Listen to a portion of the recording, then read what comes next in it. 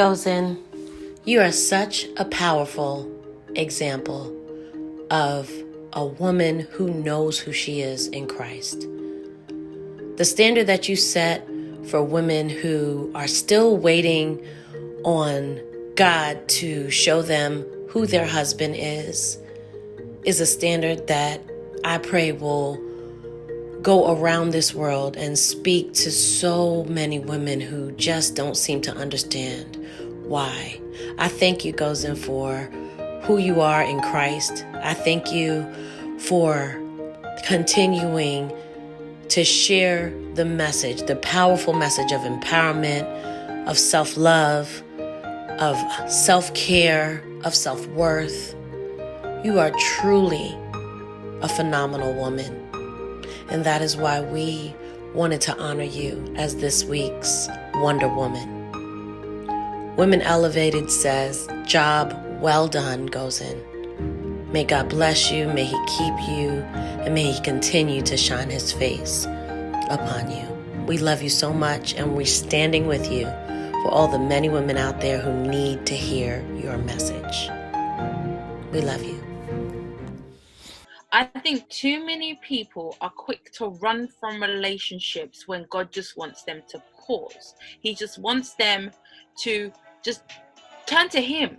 You know, a flag's been raised. Okay, next question is, God, what does this mean?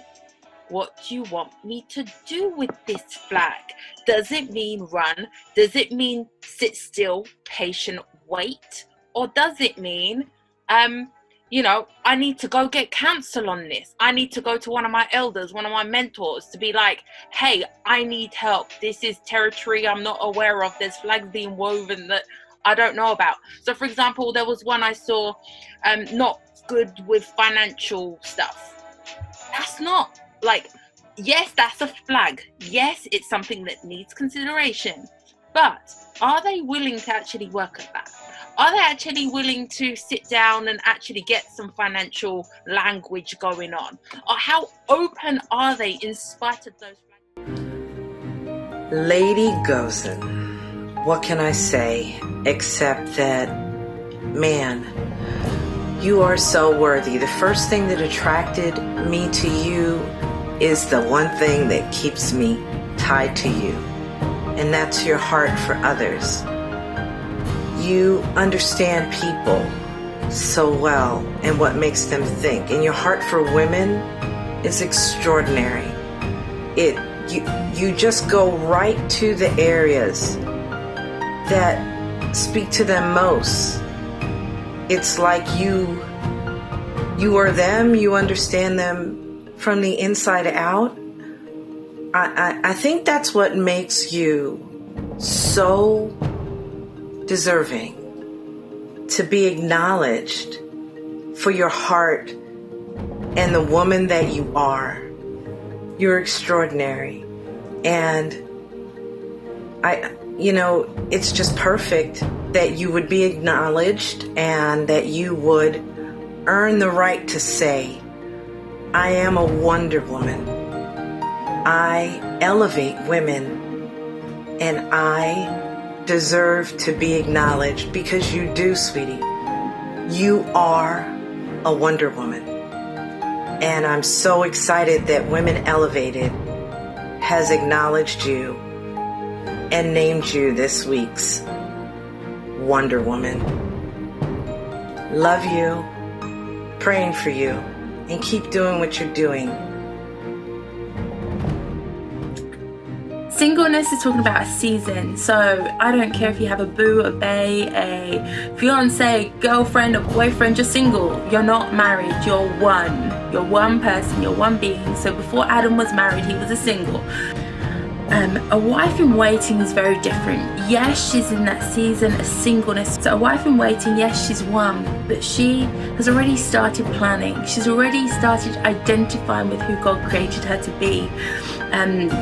One character we know in the Bible that speaks on this is Esther, right? So Esther, before she came to the palace, she was a single. She was an eligible woman who was, ready to consider marriage, right? So before you are in a place to consider marriage, she was a single.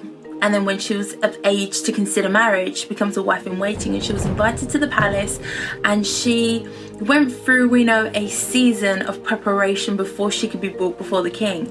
It makes me really think, like, why? Why did she need the season of preparation before she could be brought before the king? And it's because as a single, we think like a single, right? We think about ourselves, we think about what's best for us, we think about all we need to, ourselves, the one, right? But as this transition starts happening into a wife in waiting, she's cultivating the mindset of a wife. And you might think, yeah, but she's not a wife yet. How can she cultivate this mindset? It's easy. So Isaiah 54 says her maker is her husband. So she understands that, yes, she's not married, but she's now cultivating this marriage mindset. And what better way to do it by joining and partnering and being one with her Lord and Maker, who the word says is her husband. So she starts treating the Lord as her husband. So instead of just being about her, she's now focusing on the Lord and being like, Lord, what can I do to serve you today? Lord, how can I be about your business? How can I help you? How can I progress you? How can I, the word says to be about the Father's business. Yes, we do that by being about our Maker's business.